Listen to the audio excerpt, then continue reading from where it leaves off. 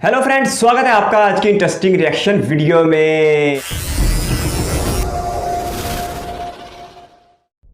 नमस्कार and welcome you all world affairs. मैं प्रशांत Dhawan. Now recently एक बहुत ही ज्यादा पॉजिटिव न्यूज आई है इंडिया के लिए। इंडिया ने फाइनेंशियल ईयर 21-22 के बीच में अपनी हिस्ट्री में सबसे ज्यादा फॉरेन डायरेक्ट इन्वेस्टमेंट अट्रैक्ट करी है। This is a great sign for make in India, Indian industries. और यहाँ पर आप देख पाओगे इस पर बहुत से आर्टिकल्स पब्लिश हुए हैं कि India reported the highest ever FDI inflow worth $83 billion in 2021-22। ये अपने आप में हिस्टोरिक है, क्योंकि आप अगर सोच कर देखो दुनिया भर में इन्वेस्टमेंट्स कम हो रही है, इन्वेस्टर्स अपना पैसा निकाल रहे हैं, इमर्जिंग इकोनॉमीज से इन्वेस्टमेंट्स गायब हो रही है, जबकि इंडिया में इन्वेस्टमेंट्स लगातार बढ़ती जा रही है। 2018-19 के बीच में एफडीआई इनफ्लो था 62 बिलियन, फिर बढ़ा 74 बिलियन तक, फिर पिछले साल हुआ $81 बिलियन और अब at an all time high $83.57 billion.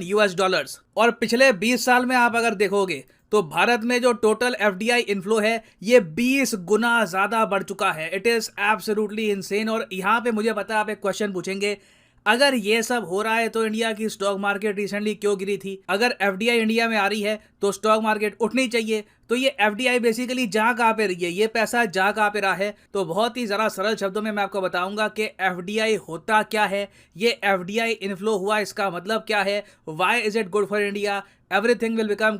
ना आप सब लोगों का जो मेन क्वेश्चन यहाँ पर ये है कि बेसिकली एफडीआई जो आ रही है इंडिया में, क्या ये लॉन्ग टर्म के लिए होगी? क्या ये हमारी कंट्री में ये इन्वेस्टमेंट रुकेगी? और रिसेंटली फिर स्टॉक मार्केट गिरी क्यों थी?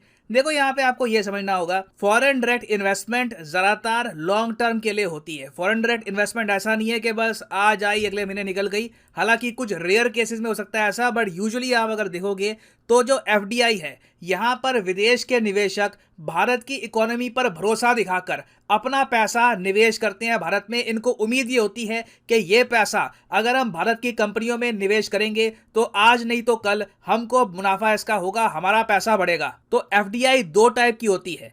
अगर मान लीजिए एक आदमी जो भारत के बाहर रहता है वो इंडिया की एक अनलिस्टेड कंपनी में कैपिटल इन्वेस्ट करता है, तो उसको आप कहोगे कि ये फॉरेन डायरेक्ट इन्वेस्टमेंट है। अनलिस्टेड कंपनी का मतलब क्या हो गया?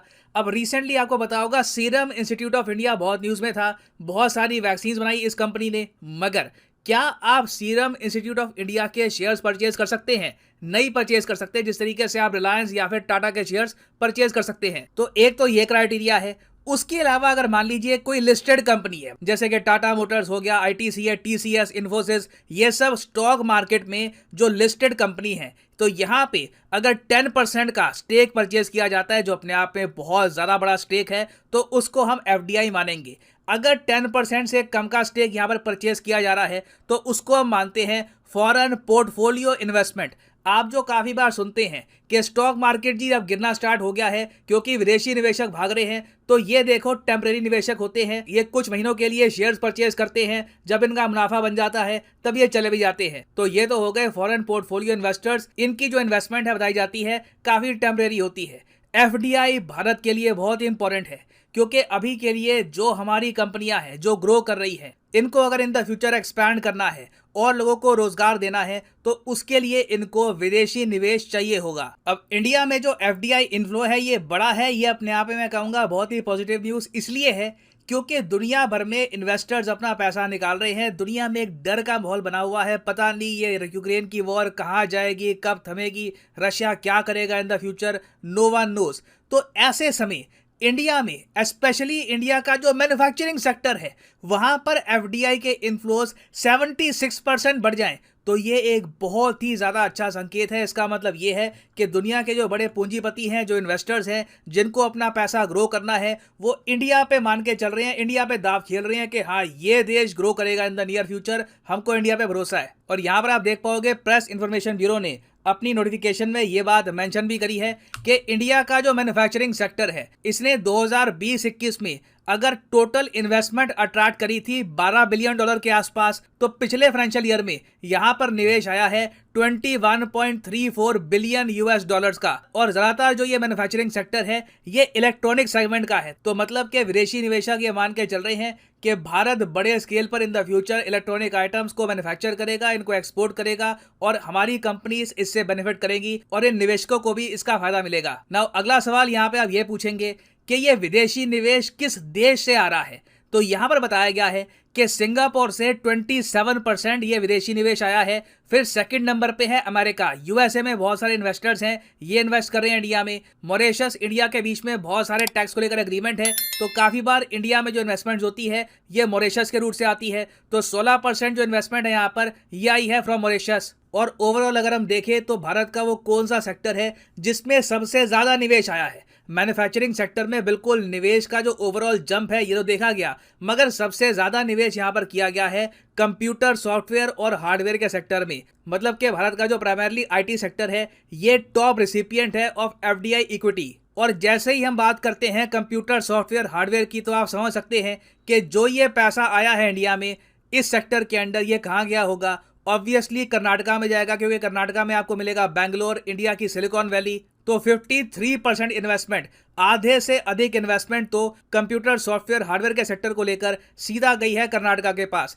दिल्ली में 17% और महाराष्ट्र में 17%। और एक और पॉजिटिव एस्पेक्ट यहाँ पर यह भी है कि इसमें से बहुत सारा निवेश जो गया है ये इंडिया के नए यूनिकॉर्न्स में जा रहा है। आपको पता होगा रिसेंटली इंडिया ने 100 यूनिकॉर्न्स कंप्लीट कर लिए हैं। इसका मतलब यह है कि भारत में आज के समय 100 ऐसी स्टार्टअप्स है जिनकी वैल्यूएशन $1 बिलियन से भी अधिक है। तो इन स्टार्टअप्स को भी आगे ग्रो करने के लिए निवेश चाहिए, दे नीड इन्वेस्टमेंट। तो इनके लिए भी ये बहुत ही पॉजिटिव न्यूज है। इंडिया का टारगेट है इवेंचुअली कि हमको हमारे देश में 250 यूनिकॉर्न्स चाहिए, और ये सब एक्चुअली हम अचीव भी कर सकते हैं 2025 तक। जी हाँ, 3 साल के अंदर अंदर भारत के पास 250 यूनिकॉर्न हो सकती है। This can very much happen. तो ये एक के बाद एक दो बहुत ही अच्छी न्यूज़ आई है इंडियन इकोनॉमी के लिए। एक न्यूज़ तो रिसेंटली ये आई थी कि आईएमएफ ने ये बार अब एक्सेप्ट कर लिया कि इनसे गलती हुई थी भारत की इकोनॉमी को कैलकुलेट करने के मामले में, और अब ये कह रहे हैं कि भारत की इकोनॉमी $5 ट्रिलियन का आंकड़ा छूलेगी 2027 फाइनेंशियल ईयर में ही। पहले इनकी प्रेडिक्शन थी कि ये सब 2029 के आसपास हो पाएगा। फिर उसके बाद इंडिया में हाईएस्ट एवर एफडीआई का इन्फ्लो भी आ रहा है। क्लियरली इससे हमको ये बात पता लगती है कि India is going to grow regardless, चाहे जो भी चुनौती हो। India will keep on getting stronger, चाहे दुनिया में आपदा आए, वॉर लड़े। इंडिया की ग्रोथ स्टोरी में दुनिया भर के निवेशक बिलीव रखते। मैं कोई इकोनॉमिस्ट तो नहीं हूँ, ये सारे मसले को गहराई में जाके समझूं, लेकिन जो चंद सीधी सीधी बातें हैं वो मैं आपको बताना चाहता हूँ कि 2021-22 का फाइनेंशियल ईयर वैसे भी इंडिया के लिए बहुत बेहतरीन साबित हुआ। इंडिया ने अपने इस फाइनेंशियल ईयर में $418 बिलियन की एक्सपोर्ट की, इसके साथ साथ $200 अरब की आईटी एक्सपोर्ट भी की। इसके साथ साथ वीडियो ऑनर बता रहे थे कि इंडिया की एफडीआई यानी फॉरेन डायरेक्ट इन्वेस्टमेंट में 20 गुना इजाफा हो चुका है, जो अब बढ़ के $83 बिलियन से भी ज़्यादा हो चुकी है, और ये एक रिकॉर्ड है। इस वक्त भारत की इकानमी तकरीबन $3.5 ट्रिलियन पे खड़ी है, और मोदी सरकार का टारगेट है कि 2027 तक इसे $5 ट्रिलियन तक ले जाना है, जिसके लिए कोशिशें की जा रही हैं। पहले आईएमएफ ने 2029 की डेट दी थी, लेकिन अब 2025 तक इम्कान है कि इंडिया की इकानमी $5 ट्रिलियन इकानमी बन जाएगी। इसके साथ साथ यूनिकॉर्न की बात की गई तो यूनिकॉर्न में वाकई इंडिया ने बहुत तेज़ी के साथ तरक्की की, और 2011 में इंडिया के पास पहला यूनिकॉर्न था, और अब 100 से ज़्यादा यूनिकॉर्न्स हो चुके हैं, यानी कि ऐसी कंपनियां जिनकी मार्केट वैल्यूएशन $1 अरब से ज़्यादा की है। भारत सरकार की कोशिश है कि 2025 तक मजीद 250 यूनिकॉर्न बना के 350 यूनिकॉर्न्स बना लिए जाएं। अगर ऐसा होता है तो यह सच में बहुत ज़्यादा अमेजिंग होगा, और फिर भारत की इकानमी को बढ़ने से कोई नहीं रोक सकता। वैसे भी इस वक्त जो मेजर इकानमी है, $1 ट्रिलियन की इकानमी है, उसमें सबसे बेहतरीन ग्रोथ रेट भारत का ही है, जो तकरीबन 9% के आसपास है।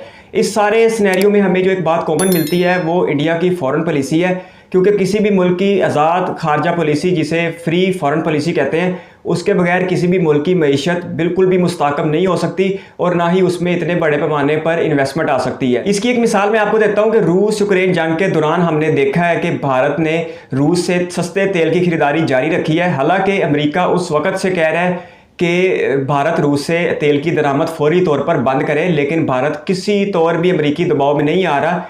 हालांकि अमेरिका ने धमकियां दी कि अगर भारत ने रूस से खरीदारी बंद ना की तो वो उस पर सेक्शन यानी इक्तसादी पाबंदियां आयद कर देगी, लेकिन उसके बावजूद भारत सरकार सस्ते दामों तेल की खरीदारी जारी रखे हुए, जिसका नतीजा ये देखने को मिल रहा है कि कल भारत में पेट्रोल अच्छा खासा सस्ता हो गया, तकरीबन ₹8 लीटर, और डीजल तकरीबन ₹9.5 लीटर सस्ता हो चुका है। हालांकि दुनिया में इस वक्त हालात ये हैं कि पेट्रोलियम की कीमतें बहुत तेज़ी के साथ बढ़ रही हैं।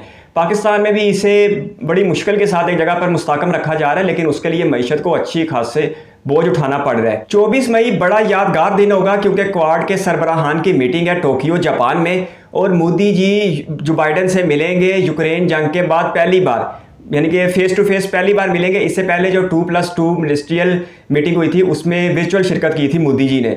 तो अब बराह रास्त मिलेंगे टोक्यो में जो बाइडेन और मोदी, तो यकीनन मोदी जी पर जोर डाला जाएगा कि आप एक बार फिर रशिया पर दबाव डालें कि वो यूक्रेन की जंग बंद करें। जो बाइडेन के साथ साथ क्वाड के दीगर मेंबर जापान और ऑस्ट्रेलिया की तरफ से भी इंडिया पर दबाव डाला जाएगा कि वह रूस यूक्रेन जंग के ऊपर वाज़ेह मौक़िफ़ इख्तियार करते हुए रूस की मुखालफत करें और यूक्रेन की हिमायत करें। क्योंकि हम 25 फरवरी जब से रूस ने यूक्रेन के ऊपर अटैक किया उसके बाद से देख रहे हैं कि भारत ने किसी भी फोरम पर नाम लेकर रूस की मुखालफत नहीं की। हाँ, यूक्रेन की मदद के लिए भारत ने कुछ अद्वियात और कुछ दूसरा सामान, पैसे वगैरह भिजवाए हैं इमदाद, इंसानी इमदाद के तौर पे, लेकिन भारत ने किसी भी आलमी फोरम पर अभी तक रशिया का नाम लेकर इस हमले की मजम्मत नहीं की। और ना ही हमें मुस्तकबिल में भारत का ऐसा कोई इरादा दिखाई देता है कि भारत अमेरिका के कहने पे या क्वाड के कहने पे रशिया के साथ अपने ताल्लुकात को ख़राब करते हुए रशिया का नाम लेकर इस हमले की मजम्मत करेगा।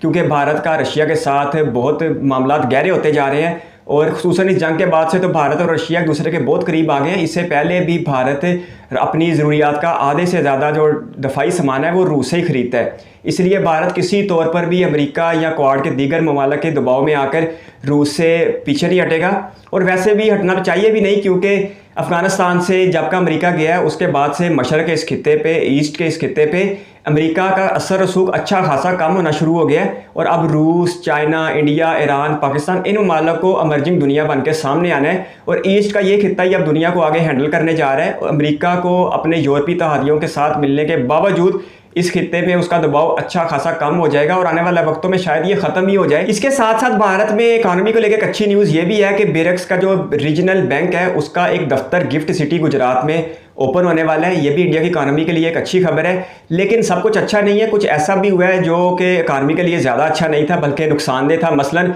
कि जब अमेरिका के सेंट्रल रिजर्व ने जब अपने इंटरेस्ट रेट में इजाफा किया तो उसकी वजह से दूसरी छोटी मोटी इकानमियों को अच्छा खासा नुकसान पहुंचा। यही वजह थी कि पिछले दिनों हमने देखा कि इंडिया में डॉलर की कीमत सबसे ज़्यादा हो गई थी, 77 रुपीज़ से भी ऊपर चली गई थी। इसके साथ साथ इंडिया के जो फॉरेन रिजर्व थे वो 6 माह की कम तरीन सतह पर आ गए थे, जो अब 600 अरब डॉलर से भी कम हो गए हैं।